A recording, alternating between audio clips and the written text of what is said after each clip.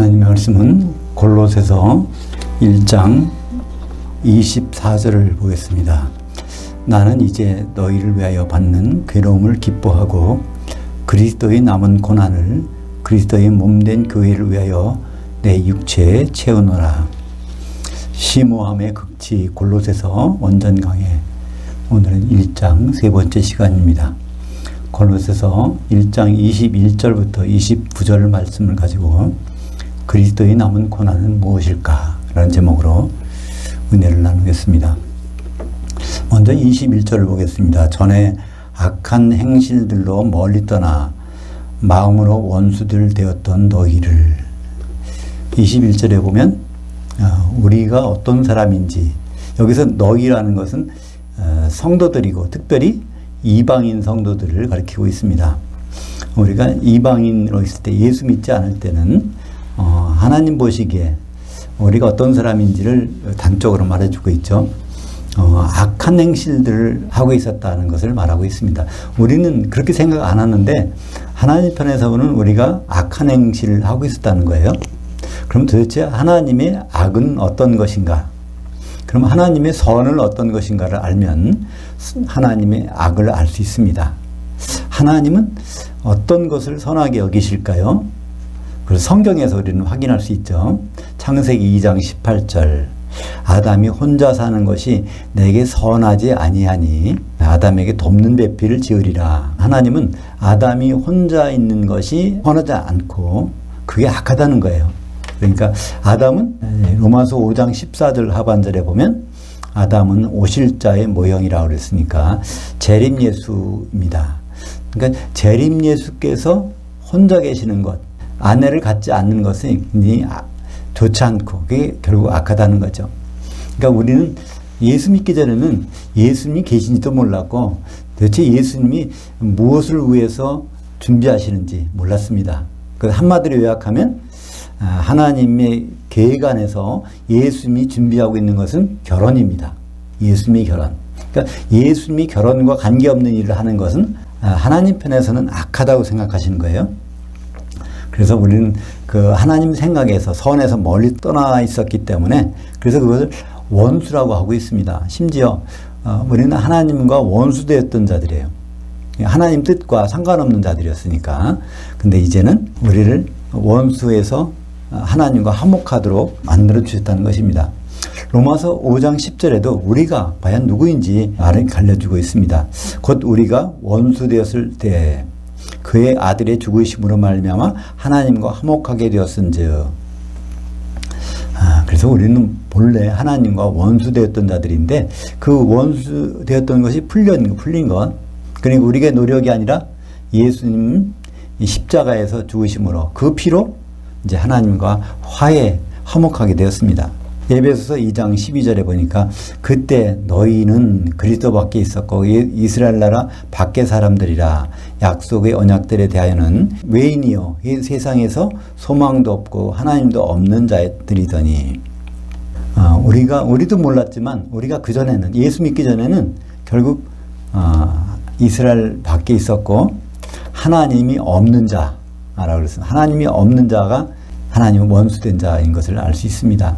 하나님 없는 자라는 단어를 우리가 알기 쉬운 말을 썼어요.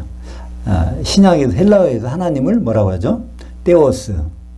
거기에다가 아가 붙으면 그게 아니다 그런 뜻입니다. 아테오스라는 것은 하나님 없이 사는 사람들 그것을 가리키고 있습니다. 우리가 그전에는 그랬다는 사람들이라는 거예요. 에베소서 4장 17절. 그러므로 내가 사도로서 사도 바울이 지금 얘기하는 것입니다. 이것을 말하며 주 안에서 증언하노니 이제부터 너희 이방인 성도들은 이방인들이 그 마음에 허망한 것으로 행함같이 하지 말라. 허망한 것을 하지 말라는 겁니다. 이방인들이 하는 것이 허망하다는 거예요. 그러니까 우리 예수 믿지 않는 사람들이 하는 일이 과연 어떤 일일까요? 모든 사람 공통입니다.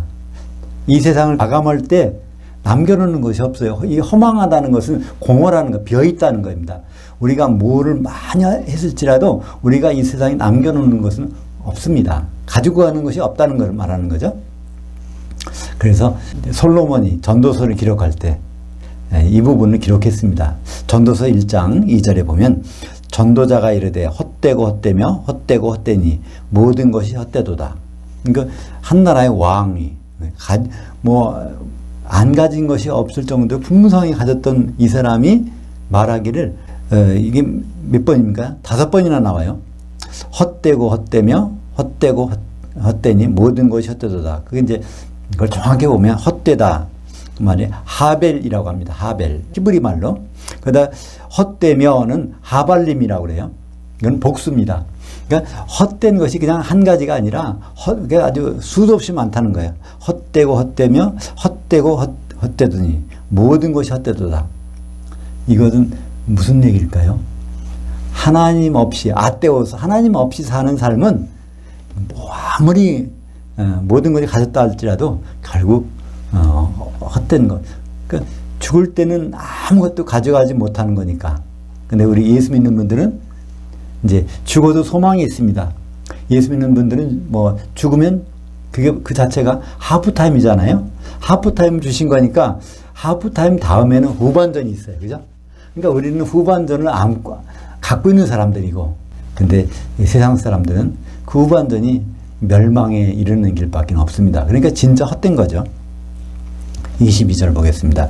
이제는 그의 육체의 죽음으로 말미암아 화목하게 하사 너희를 거룩하고 흠없고 책망할 것이 없는 자로 그 앞에서 세우고자 하셨으니, 그의 육체의 죽음은 예수님이 육체의 죽음은 한마디로 6월절날 십자가에서 피를 흘리신 것입니다. 그것으로 말미암아 화목하게, 로마서 5장 10절에 있는 것처럼 우리를 하나님과 원수에서 화목하게 하셨는데, 그래서 그뿐 아니라 이제 거룩하고 흠없고, 그러니까 거룩이란 말은 하기오스란 말인데 이 형용사예요. 이 말이 명사가 되면 성도란 뜻입니다. 성도들. 그러니까 거룩하다는 말 하기오스는 이제 사람으로 쓰이면 성도들이에요. 그러니까 성도는 단수가 없다 그랬죠. 성경에서 단수의 성도는 없습니다. 물론 우리말 번역에는 성도라고 단수로 표현한 데도 있지만 그건 번역이 제대로 안 된 것이고, 성도는 항상 복수입니다. 그렇다는 얘기는 성도는 적어도 두세 사람이 있을 때 비로소 성도가 되는 것이라는 걸 알 수 있습니다. 거룩하고 흠없고 책망할 것이 없는 자로 그 앞에 세우고자. 그러니까 예수님 앞에 세우고자 하는데, 예수님이 결국은 신랑이잖아요. 신랑 앞에 설 신부가 흠이 있으면 안 된다는 거예요. 그러니까 우리 성도들이 한 몸이 되는데 서로 사랑하는 것도 좋지만 흠 있는 성도가 하나라도 있으면 신부 될 자격이 없는 거예요. 그러니까 우리가 서로 사랑하고 약점을 덮어주고 이렇게 해줘야 되는 것이, 흠이 발견되면 이제 그 즉시 지체 중에 하나라도 흠이 발견되면 그 지체가 있기 때문에 결혼이 안 되는 것입니다. 그래서 우리는 서로 사랑으로 싸매줘야 되는 것이죠. 그래서 데살로니가전서 5장 23절에 보면 바울인 사도가 성도들이 정말 앞으로 어떤 모습이 되었으면 좋겠다, 성도들이 결국 어떤 모습이 됐으면 좋겠다는 그거를 아주 한 절로 정확하게 설명하고 있습니다. 그것이 이제 데살로니가전서 5장 23절입니다. 예수님 앞에 설 땐 이런 모습이면 좋겠다. 데살로니가전서 5장 23절입니다. 평강의 그 하나님이 친히 너희를 온전히 거룩하게 하시고 또 너희의 온 영과 혼과 몸이 우리 주 예수 그리스도께서 강림하실 때 흠없게 보존되길 원하노라. 그러니까 예수님이 강림하시는 것은 공중을 하시잖아요. 그 공중은 결국 혼인잔치가 알려지는 곳인데, 그곳에 성도들이 어떤 모습이 될까요? 여기에 너희의 온이란 말은 클레로스란 말입니다. 홀로스라는 것은 많다, 100%란 뜻이고, 클레로스란 말은 조각이 모든, 그러니까 조각들이 하나도 빠짐없이 온전히 채워지는 성도들이 지체가 다 온전히 있는데, 그것이 어떤 모습? 여기에 영과 혼과 몸, 푸뉴마, 푸시케, 소마. 근데 이게 다 단수예요. 영도 하나고 혼도 하나고 몸도 하나인. 그러니까 그게 어린 양의 신부죠. 혼이 여러 개면은 생각이 여러 개 있는 거예요. 그건 이제 있을 수가 없는 거예요. 몸도 여러 조각이 나면 안 돼. 한 세마 보옷을 같이 입고 있어야 되는 거예요. 이런 모습이 돼야 언제? 주님이 공중에 오실 때 그런 모습이 됐으면 아주 좋겠다. 그런 것이 사도 바울이 우리 성도들에 대한 생각입니다. 23절입니다. 만일 너희가 그 믿음에 거하고 터에 굳게 서서 너희의 들은 바 그 소망에 그 복음의 소망에서 흔들리지 아니하면 그러하리라. 이 복음은 천하 만민에게 전파된 바요. 나 바울은 이 복음의 일꾼이 되었노라.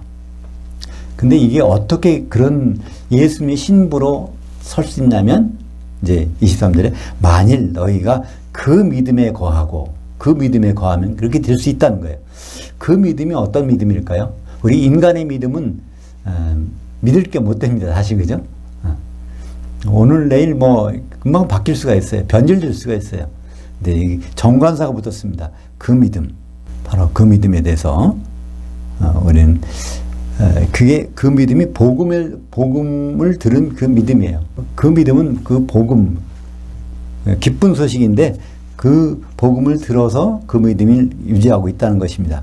그렇다면 성경에서 복음이란 말이 맨 처음에 나온 곳, 예수님이 복음이란 말을 선포한 곳, 그것이 마태복음 4장 23절입니다.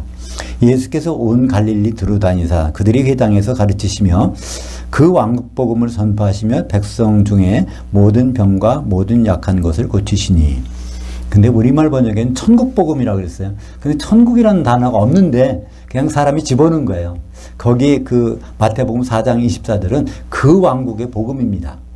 그 왕국이 우리는 두 가지 생각할 수 있죠. 천국일 수도 있고 또 다른 천년왕국일 수도 있어요. 근데 예수님은 천년왕국에 대해서 말씀하신 것입니다. 지금 이곳에 있는 것이 복음이 아니에요. 우리가 이곳에서 복음을 가지고 뭐 하겠습니까? 결국은 복음을 들었어도 이 세상에 있는 동안에는 그냥 흙으로 돌아가잖아요. 그죠? 그러니까 우리가 갖고 있는 복음, 들은 복음은 천년왕국에서 우리가 어떻게 될 것인가, 그것을 예수님이 선포하신 것입니다. 그래서 그것을 이루는 것은 예수님 다시 오셔야 그분과 더불어 지내는 시간들이 그게 바로 천년왕국인 것이죠. 요한계시록 10장 7절 일곱째 천사가 소리내는 날, 일곱째 천사는 바로 마지막 천사죠. 그 나팔을 불려고 할 때 하나님이 그의 종 선지자들에게 전하신 그 복음과 같이 하나님이 그 비밀이 이루어지리라 하더라. 그러니까 복음의 비밀이 이루어지는 것은 일곱째 나팔이 물려져야 돼요. 일곱째 나팔이 불리면 예수님이 이제 재림하시죠. 그때 일어나는 것이 바로 이 복음의 내용들이 그때부터 일어납니다. 그전에는 없어요. 이 세상에서 예수님 오시 전까지는 복음의 내용들이 이루어지지 않습니다. 우리가 바라보고만 있는 것이죠. 그때 그의 종 선지자들이라고 했는데 이것은 구약 선지자가 아니라 신약의 사도들입니다. 왜냐하면 이 교회, 그리스도의 신부는 사도들이 터 위에 세워져야 되니까 구약 선지자가 아니라 신약 선지자. 에베소서 2장 20절에 보면 너희는 사도들 곧 선지자들이 터 위에 기초석 위에 세우심을 입은 자들이라. 그래서 그 사도들에는 정관사가 있고 선지자들에는 정관사가 없어요. 그러니까 그 사도들이 그 선지자라는 것입니다. 그러니까 여기서 말하는 요한계시록에서 말하는 선지자는 100% 신약의 사도들입니다. 구약 선지자가 아니에요. 그 하나님의 비밀이 이루어지는 것은 우리는 알고 있습니다. 그것이 무엇일까요? 예수님의 혼인, 결혼식이죠. 요한계시록 14장 16절. 그러니까 성경에서 복음이란 단어가 유앙겔론이라는 단어가 맨 마지막에 나온 것이 요한계시록 14장 16절입니다. 또 보니 다른 천사가 공중에 날아가는데 땅에 거주하는 자들 곧 모든 민족과 종족과 방언과 백성에게 전할 영원한 복음을 가졌더라. 어떤 사람들 얘기합니다. 복음도 여러 가지다. 구약 시대 때 복음 전하는 복음, 신약 시대 때 교회 시대 때 복음, 또 앞으로 있는 복음, 복음이 여러 종류가 있다 생각하는 얘기하는데 복음은 여러 가지가 아닙니다. 복음은 딱 한 가지입니다. 바로 예수님이 마태복음 23장에서 4장 23절에서 처음으로 선포하셨던 그 왕국의 천년왕국의 그 복음, 그것이 바로 성경의 맨 마지막에 나타난 영원한 복음인 것입니다. 그 영원한 복음이라는 것은 정확히 말하면 한 시대의 복음, 그 시대는 예수님이 오셔서부터 시대, 바로 천년왕국 시대의 복음을 나타내는 것이죠. 천년왕국 시대에 누리는 복음을 말씀하고 있습니다. 이 복음을 위해서 사도 바울이 말하는 거예요. 사도는 바로 이 복음을 위해서 일꾼이 됐다는 것입니다. 그 복음. 근데 이 일꾼이 어떻게 형성되는지 사도 바울은 잘 알고 있어요.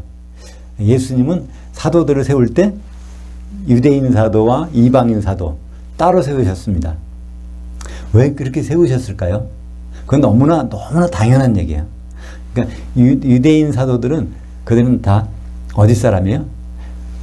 갈릴리에서 촌사람, 그러니까 예수님이 12사도 중에서 좀 도회지 사람은 한 사람밖에 없어요. 그게 누굴까요? 가룟 유다. 가룟 유다는 유대 지방에서 거기서 갈릴리 촌으로 올라온 사람이에요. 그러니까 11사람은 모두가 갈릴리 촌에서 나온 사람이기 때문에 이 헬라 말을 못해. 그때 당시에 헬라어가 국제적인 용어인데 헬라 말을 못하니까 11사도는 결국 어떻게 돼요? 유대인들에게 복음을 전하는 수밖에 없어요. 그죠? 근데 사도 바울은 헬라 말도 능통한단 말이에요. 성경에도 능통하고. 그래서 사도 바울은 자기가 이방인의 사도로 선택받은 것을 알게 됩니다. 예수님 직접 말씀하셨죠? 다메섹에서 처음으로 이제 예수님 만날 때 그때 말씀해 주셨습니다. 마태복음 28장 19절. 그러므로 너희는 가서 모든 민족을 제자들로 삼아 아버지와 아들과 성령의 이름으로 세례를 베풀고 내가 너희들에게 분반 모든 것을 가르쳐 지키게 하라. 그러니까 사도들을 통해서 제자 삼는 거예요. 우리는 복음을 우리 아무나 전하는 것처럼 알려줬습니다. 우리는 내가 복음을 들었으니까 이 귀한 복음을 누구한테 전해야지. 우리가 생각은 좋은 생각이지만 그렇게 되면 절대로 안 돼요. 왜 안 될까요? 우리가 복음을 들어서 정확한 복음을 전할 수가 없어요.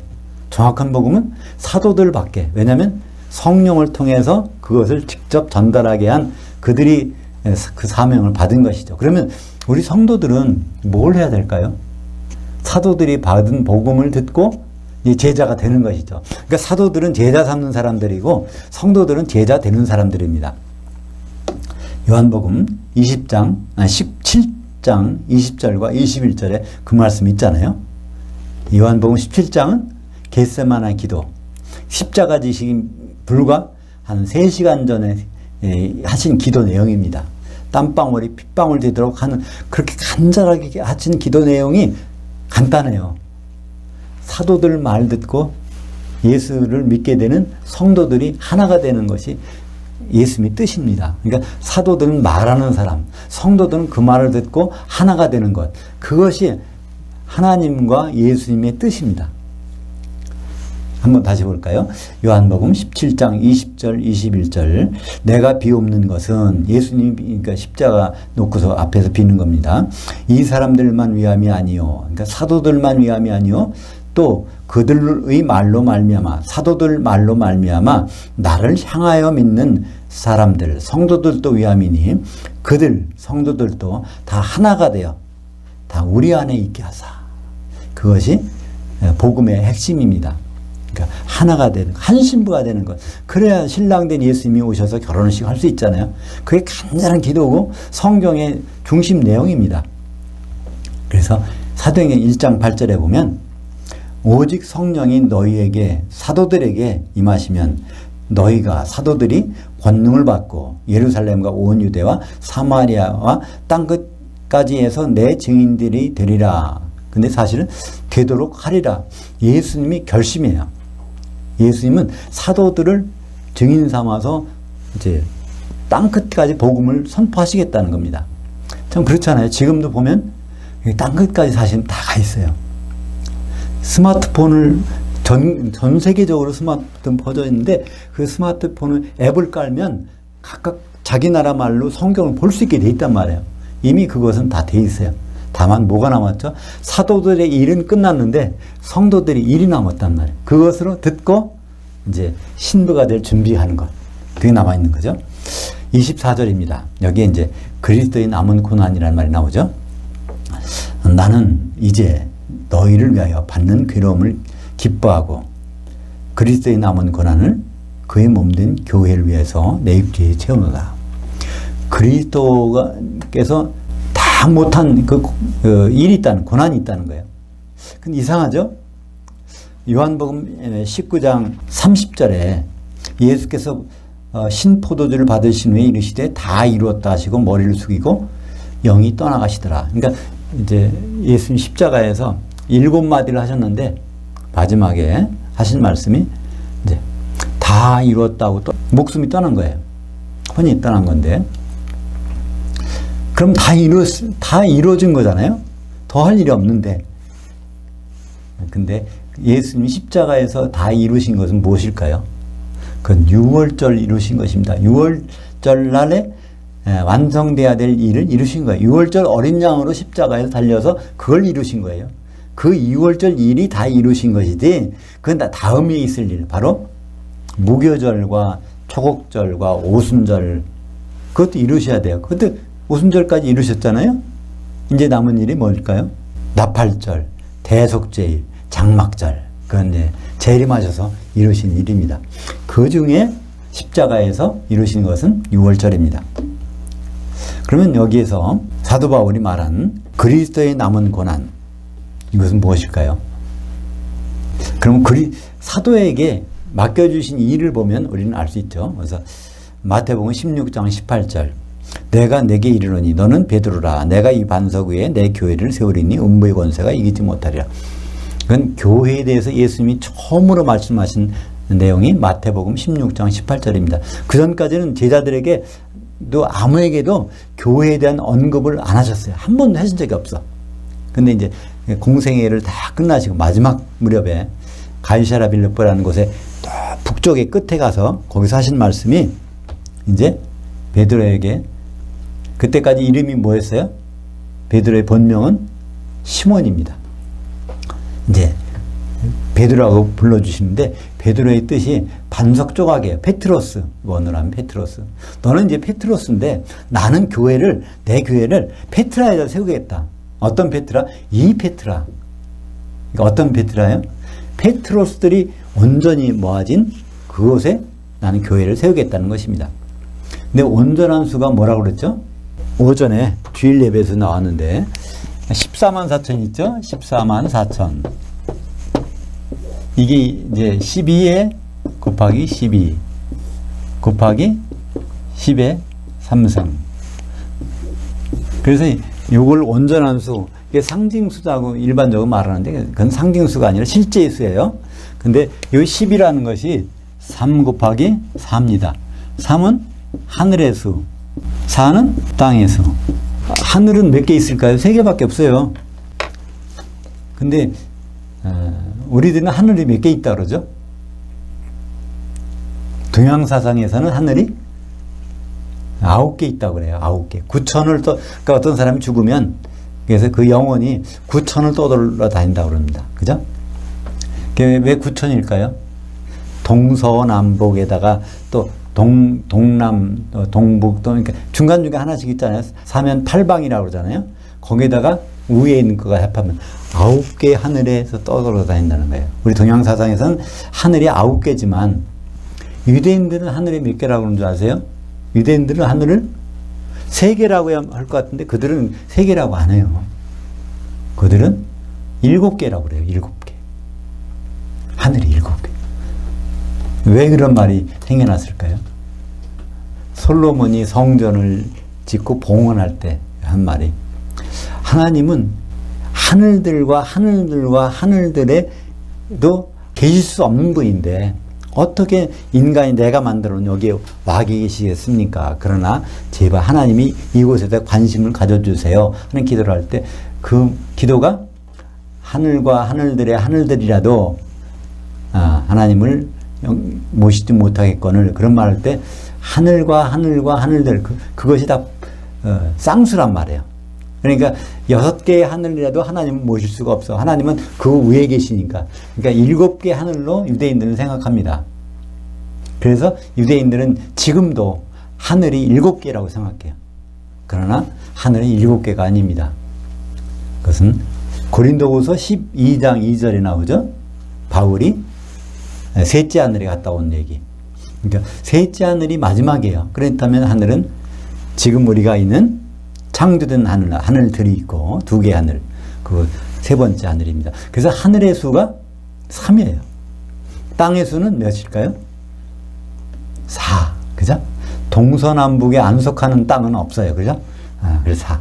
그래서 3 곱하기 4가 아주 온전한 수예요. 완전한 수. 그래서 페트로스 한 조각인데 온전한 반석이 되려면 몇 조각이 돼야 되죠? 12조각. 그죠? 12조각. 그래서 예수님은 온전한 사도들에가 그거를 세우시겠다는 겁니다. 예수님이 워낙 크셔서 그걸 그냥 우리가 받아들일 수가 없어요. 그러니까 그 조각으로 12조각을 내서 그것을 다시 쌓아야 됩니다. 12조각을 내서 쌓아놓은 것이 바로 아포스톨로스라고 그래요. 아포스톨로스. 아포는 쪼개다. 스톨로스는 쌓다. 그래서 예수님을 쪼개서 쌓아놓은 거. 아포스톨로스. 그 아포스톨로스가 사도고 그 사도의 말을 듣는 사람들이 성도들입니다. 근데 이 사도들이 이제 나가 전파할 때 그게 베드로하고 바울이 좀 달라요. 마태복음 16장 19절에 내가 천국 열쇠들을 내게 주리니 내가 땅에서 누구든지 매면 하늘들에서도 매여 있을 것이요 내가 땅에서 누구든지 풀면 하늘들에서도 풀려 있으리라. 예수님이 교회에 대해서 교회를 말씀하신 다음에 이 말씀 주신 거예요. 교회는 바로 천국에 들어온 그 사람들이 양인데 양무리를 메고 푸는 일로 교회가 형성된다는 얘기입니다. 여기에 맨다는 말은 매다, 풀다. 이건 헬라어로 데오라고 그래요. 데오. 풀다는 리오. 데오했다가 리오하는 거. 그것이 양을 치는 겁니다. 양을 매놨다가 풀었다가 그걸 데오. 여기에서 어떤 말이 생겼을까요? 아포리트로시스, 아포리트론. 그러니까 아포리오 한다는 말에서 나왔어요. 아포. 그러니까 푼다는 말에서 완전히 풀어주면 우리를 해방시켜준다는 말이죠. 이것을 베드로에게 너는 땅에 있는 사람들, 그러니까 유대인 성도들을 메고 풀면 하늘들에 있는 사람들을 이미 메고 풀려 있다는 거예요. 누굴 통해서? 우리는 지금 알 수 있습니다. 그게 누굴 통해서 하는 건지. 그게 갈라디아서 2장 8절에 나오죠. 베드로에게 역사하사 그를 할례자의 사도로 삼으시니가 또한 내게 역사하사 나를 이방인의 사도로 삼으셨느니라. 베드로가 유대인들을 메고 풀 때 예수님은 바울을 통해서 이방인들을 메고 푼다는 거예요. 이방인 성도들을. 그것이 바로 그리스도의 남은 고난입니다. 그리스도께서 하시는 일이 교회를 세우시는 일인데 교회를 세우시는 일 중에서 예수님은 무슨 일을 하셨어요? 사도행전 20장 28절에 보면 하나님의 피로 사신 교회. 그러니까 십자가에서 유월절에 피를 흘리셔서 교회를 사놓으셨는데 땅만 사놓으면 어떻게 했어요? 땅 사놓고 건축이 돼야 되겠죠? 건축을 하려면 기초석이 깔려야 되고 그 위에 건물이 세워져야 되는데 이 기초석을 또 둘로 나눴어. 이방인들 위한 거, 또 유대인들 위한 거. 그래서 그 일이 바로 바울은 그리스도의 남은 고난이라고 합니다. 그리스도께서 예수님이 남겨놓으신 고난, 그것이 이제 바울은 그걸 알고 있는 거죠. 그럼 예수님께서 남겨놓으신 사도에게 남겨놓으신 고난이 있다면 성도에게 남겨놓으신 고난은 무엇일까요?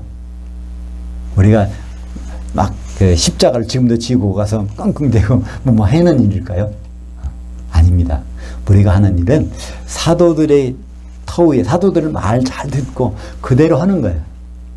결국 기름 준비해서 한 몸이 되는 것이 우리에게 그리스도께서 남겨주신 고난인 것입니다.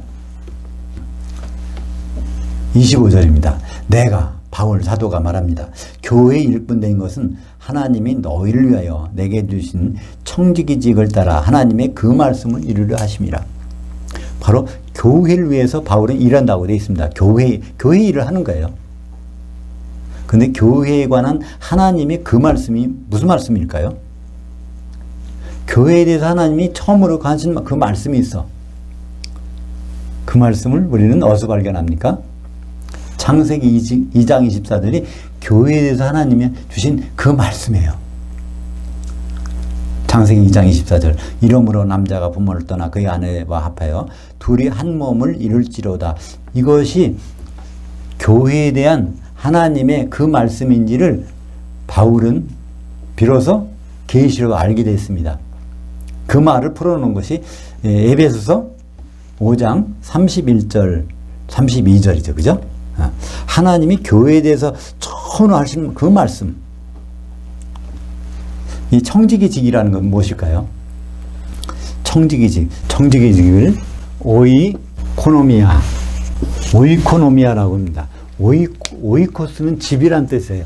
오이코스는 집.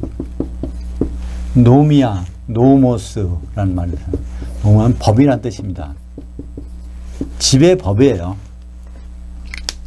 청지기직이라는 것은 살림하는 방법이에요. 집안 살림을 어떻게 해야 될까?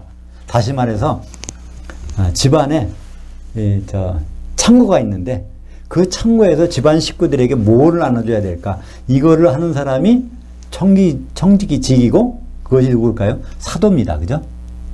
사도들이 살림에 필요한 것을 각각 그 집안 식구들에게 나눠주는 일이에요. 그걸 하면 이제 집안일이 온전하게 되겠죠. 그 집안 식구들이 누굽니까? 성도들에게. 그러니까 사도들의 말을 잘 들어갖고 그대로 행하는 것. 그게 집안일이 잘 되는 건데 하나님이 성전 그것이 완성되는 일이 바로 그 일입니다. 그래서 에베소서 2장 20절 너희는 그 사도들 곧 선지자들의 기초석에 세우심을 입은 자들이라. 우리는 그러니까 어디서 해야 될까요? 이 신구약 66권, 구약 39권, 신약 27권 중에서 구약 39권 중에 우리가 쓰면 안 됩니다. 온전히 어디? 사도들 신약 27권에 서야 그리스도의 신부가 되는 것이죠. 구약 성경을 우리가 평가절하하는 것이 아니라 그것은 예수님을 알기 위해서는 구약 성경을 반드시 봐야 됩니다. 그죠? 요한복음 5장 39절에 이 성경이 바로 나에 대해서 증언하는 것이니라. 그러니까 예수님에 대한 얘기를 알려면 구약 성경을 반드시 봐야 돼요. 그러나 교회로 세워지려면 바로 신약 성경만 기준이 돼야 되는 것이죠. 요한계시록 21장 9절 보면 이것이 분명해집니다. 9절 10절 일곱 천사들 중 하나가 나와서 내게 말하여 이르되 이리 오라. 내가 그 신부 곧 어린 양의 신부를 어린 양의 아내를 내게 보이리라 하고 나를 영으로 데리고 크고 높은 산으로 올라가 하나님께로부터 하늘에서 내려오는 거룩한 성 그 성 예루살렘을 보이니.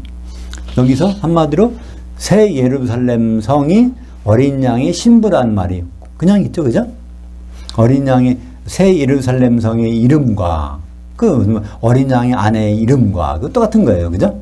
우리 이제 오전에 예배 때 바로 이기는 자에게는 세 가지 이름이 있는데 아버지의 이름과 또 어린 양의 이름과 또 어린 양의 새 예루살렘의 이름과 이렇게 되어 있어요. 그러니까 새 예루살렘의 이름은 결국 여기 보니까 어린 양의 아내의 이름이라는 것을 우리는 알 수 있습니다. 요한계시록 21장 14절 그 새 예루살렘 성의 한 성곽에는 성곽이 여러 개가 아니에요. 한 몸이 된 그 성곽 거기에는 12기초석이 있다는 거예요. 밑에 그 12기초석 위에 12사도의 12이름들이 있으니까 거기에 12사도 말고 구약 성경에 이사야서도 없고 창세기도 없고 거기 보면 예레미야서도 없고 잠언도 없고 시편도 없어요. 새 예루살렘성, 어린 양의 신부가 되는 데는 바로 사도의 말씀만이 기초가 돼서 세워져 있는 것을 우리에게 보여주고 있습니다. 26절입니다. 골로새서 1장 26절. 이 비밀은 만세로와 만대로부터 감춰졌던 것인데 이제는 그의 성도들에게 나타났고, 이 비밀을 알고 있는 사람들은 성도들밖에 없어요. 그러니까 유대인들이 아무리 성경을 안다고 해도 그들은 이 창세기 2장 27절의 그 내용을 알지 못해요. 성도들에게만 나타났어. 그것이 바로 에베소서 5장 31절, 32절입니다. 그러므로 남자가 부모를 떠나 그의 아내와 합하여 한 육체가 될지니, 혼인을 한다는 거예요. 이 비밀이 크도다. 나는 그리스도와 교회에 대하여 말하노라. 그러니까 에베소서를 읽어보지 않은 사람은 창세기 2장 24절이 하나님 비밀인지 아닌지도 몰라요. 비로소 그것을 읽어본 성도들이 이제 하나님 비밀이 그렇구나를 알 수 있죠. 27절입니다. 하나님이 그들로 하여금 이 비밀의 영광이 이방인들 가운데서 얼마나 풍성한지를 알게 하려 하심이라. 이 비밀은 너희 안에 계신 그리스도니 곧 영광의 소망이니라. 그러니까 그리스도가 비밀. 그리스도가 어떻게 될 게 비밀이에요?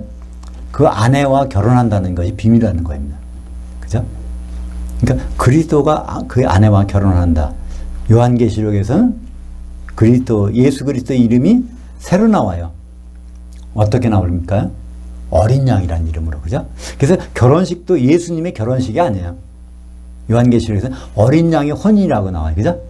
바로 예수님이 이름이 새로 바뀌었어. 어린 양으로. 그래서 이 어린 양 28번 중에 요한계시록 27번이 예수님을 가리키는 말로 나옵니다. 그것이 영광이 나타난다는 거예요. 영광이라는 것은 무슨 뜻일까요? 영광. 이것을 독사라고 합니다. 독사. 우리말로 보면 뭐 독한 뱀 같은데 헬라어예요. 독사. 독사라는 뜻은 헬라의 동사 도케오에서 나온 말인데, 도케오는 표현된다는 거예요. 감춰뒀던 것이 막 드러나는 거예요. 이 감춰졌던 것이 드러나는 것. 그게 뭘까요? 예수님의 혼인식이 감춰져 있었는데 이게 드러나고, 그 신부가 누군지 몰랐는데 그게 드러나는 거예요. 그러니까 성경에서 최대의 영광은 무엇일까요? 그 어린 양의 혼인이 최대의 영광입니다. 그전에도 하나님의 영광은 많이 있어요. 죽은 자가 죽을 수밖에 없었는데 살아난다. 우리가 구원받은 것도 영광이에요, 사실은. 그죠? 될 수 없는 일이 나타났으니까. 근데 가장 큰 것은 바로 예수님의 결혼식, 어린 양의 혼인이 최대 영광입니다. 그때 하나님을 자랑하고 뽐내는 찬송이 바로 할렐루야라는 것이죠. 그래서 에베소서 1장 6절에 보면 이는 그가 사랑하시는 자 안에서, 예수님 안에서 우리에게 거저 주시는 바 그의 은혜의 영광을 찬송하게 하려는 것이라. 에베소서 1장 4절과 5절에 보면 창세전에 그리스도 안에서 우리를 택하시고 바로 그리스도로 말미암아 아들들을 삼으실 계획을 세워놓으셨어요. 그죠? 그래서 그걸 이루셨어요. 예수님이 죽으시고 부활하실 때 맏아들 되심으로 우리를 아들들 삼으셨는데, 이 아들들 삼으신 것이 목적이 아니라 아들들 삼으신 이유는, 그 이유를 설명하는 것이 에베소서 1장 6절입니다. 그 이유가 뭐 때문에 있다고 그래요? 그의 은혜의 영광을 찬송하는 것. 그 은혜의 영광이 바로 별 볼 일 없는 사람들이 하나님이 자녀가 되더니 그들이 성령으로 하나가 되어서 바로 어린 양의 혼인에 참여한다는 것. 이것이 얼마나 큰 은혜겠습니까? 우리가 실력으로 하는 것이 아니고 순전히 은혜죠. 그 은혜가 영광 드러나는 것, 그걸 찬송하는 것. 그것이 에베소서 1장 6절에 나오는 그 얘기입니다. 그러니까 하나님의 경륜 가운데서 그게 마지막으로 이루어지는 것.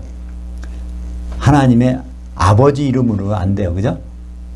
어린 양의 이름으로 끝나도 안 되고 반드시 어린 양의 신부가 나타나야 되는 거예요. 그게 바로 하나님을 자랑스럽게 우리가 뽐낼 수 있는 그런 일입니다. 그것을 히브리서 2장 12절에 예수님은 이렇게 말씀합니다. 이르시되 내가 주의 이름을 내 형제들에게 선포하고 내가 주를 교회 한가운데서 찬송하리라 하셨으며, 그러니까 형제들을 다 모아놓고 바로 하나님 아버지를 할렐루야 찬송하는 거예요. 그 형제들이 바로 뭐가 됐을 때? 어린 양이 신부가 됐을 때 찬송을 하겠다는 것이 예수님의 꿈입니다. 그 꿈이 이루어지는 현장이 바로 요한계시록 19장 6절. 19장 5절에 보면 그 예수님이 말씀하시는 거예요. 하나님이 전능하시니까 통치하셨다. 그러니까 하나님께서 이렇게 할렐루야 통치하셨으니까 그러면 바로 성도들이 찬송해야 되지 않겠느냐. 그 말을 듣고 흰옷을 입은 무리, 이기는 자들이 찬송한 내용이 바로 우리가 부를 내용, 찬송가 내용이 요한계시록 19장 6절과 7절입니다. 8절까지 한번 볼까요? 또 내가 들으니 허다한 물이, 이게 바로 성도들이에요. 이기는 성도, 흰옷 입은 성도들. 음성과도 같고 맑은 물소리와도 같고 큰 우레소리와도 같고 같은 소리를 이르되, 그러니까 사도 요한이 거기 가서 들은 거예요. 할렐루야. 여기 이제 할렐루야 찬송이 나옵니다. 주 우리 하나님 그 전능하시가 통치하셨도다. 우리가 그 성도들, 이기는 성도들이 즐거워하고 크게 기뻐하면 그에게 영광을 돌리세. 여기 영광이 나오잖아요. 마지막으로 하나님 그 은혜의 영광을 찬송하는 것. 그 어린 양이 혼인이 이르렀고 그의 아내가 자신을 준비하였으므로 그녀에게 빛나고 깨끗한 한 세마포 옷을 입도록 허락하셨으니 이 세마포 옷은 성도들의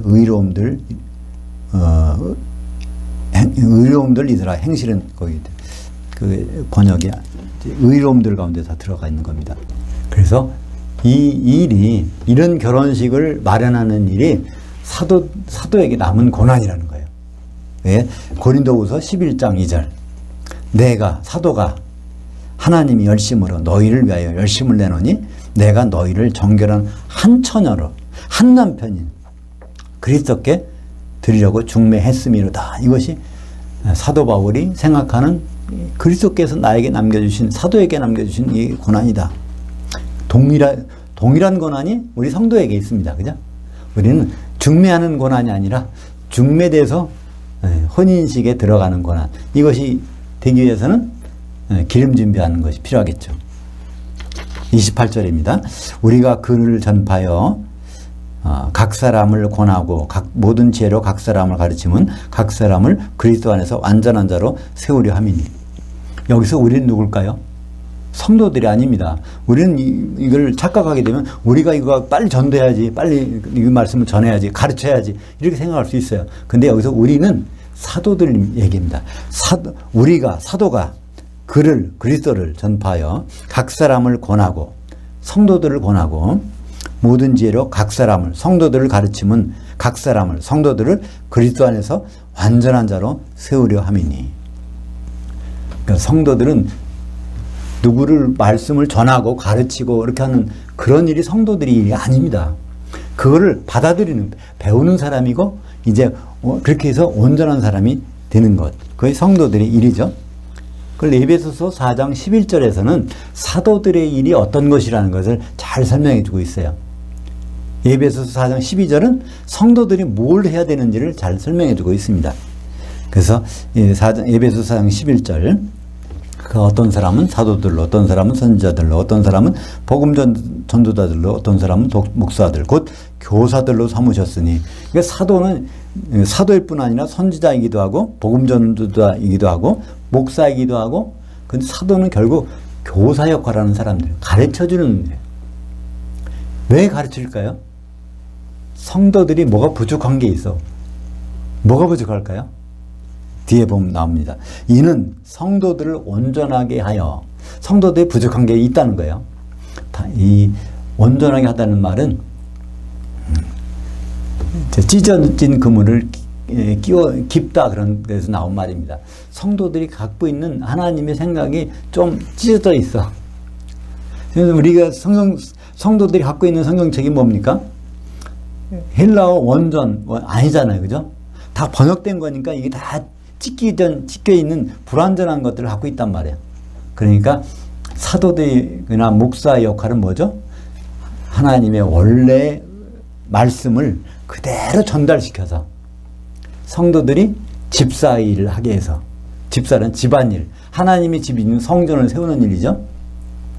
그래서 그리스도의 몸을 세우게 하려 하심이라. 그러니까 성도들은 그리스도의 몸을 세우는 것이고, 사도들은 성도들의 그 찢어진 그물을 꿰매주는 일이고, 이것이 완전히 구분됩니다.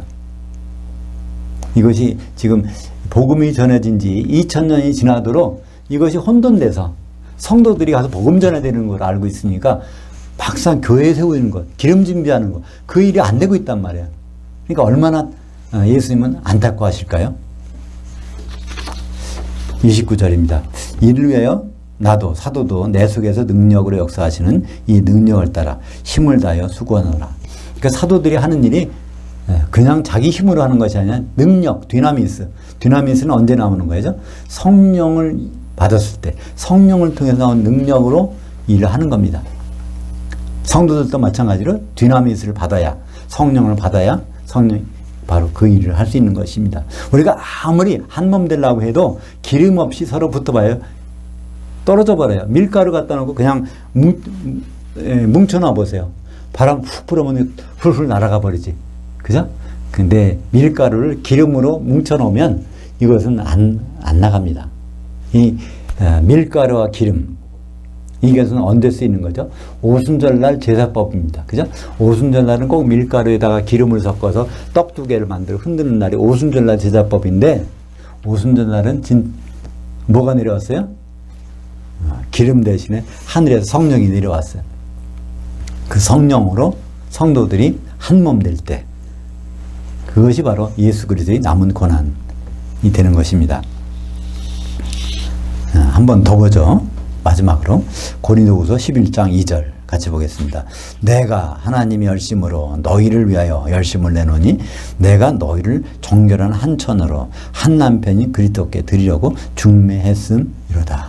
그러니까 사도들은 중매한 사람이에요. 그럼 우리는 중매된 사람들이야. 그러니까 우리는 누굴 기다려야 돼요? 신랑으로 오실 분을 기다려야 돼요. 근데 우리가 여러 사람이니까 한 몸 되려면 반드시 성령의 기름이 있어야 한 몸 될 수 있어요. 그죠? 우리는 복음을 전하는 게, 기도하는 게, 봉사하는 게 급한 일이 아닙니다. 기름을 준비하는 일이 가장 시급한 일입니다. 그것이 준비된다면 우리가 그리스도의 남은 고난을 우리가 감당하는 것입니다. 그것이 준비가 안 된다면 우리는 그리스도의 남겨진 고난이 뭔지도 모르는 상태에서 그냥 예수님을 맞게 되는 것이고, 예수님 만나서 우리가 할 말이 없는 거예요.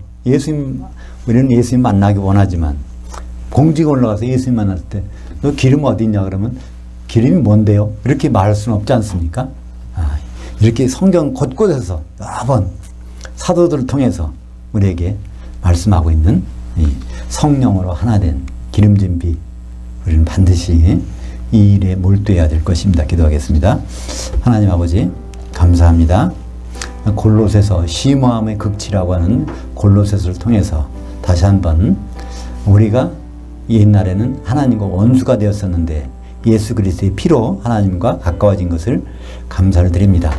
이제 우리가 하나님과 가까워졌지만 성령의 기름으로 한 신부가 될 때까지 우리가 맡은 일을 충실히 할 수 있도록 인도하여 주시옵소서. 예수님 이름으로 기도합니다. 아멘.